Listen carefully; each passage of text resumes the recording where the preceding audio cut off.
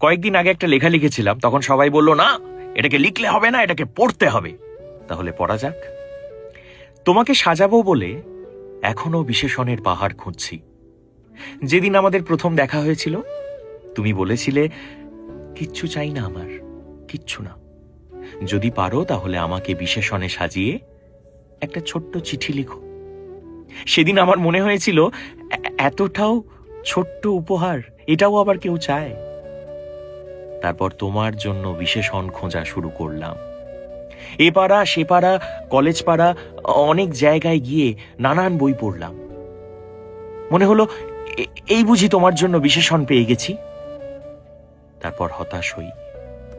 কোথাও তোমার ঠোঁটের নিচে ছোট্ট তিলের বর্ণনা আছে, তো কোথাও খোলা চুলের বর্ণনা নেই। কোথাও তোমার যত্নের বিবরণ আছে, তো কোথাও কাজল ভেজা কান্নার কথা নেই। ভাগ্যিস তুমি আমাকে সময়ে বেঁধে দাওনি। এক জন্মে তোমার জন্য আমি একটা বিশেষণও খুঁজে পাচ্ছি না।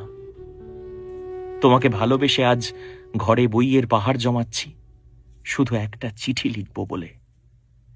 এটুকু বুঝেছি যে অতিরিক্ত ভালোবাসলে সব থেকে সহজ উপহারও শক্ত হয়ে যায়।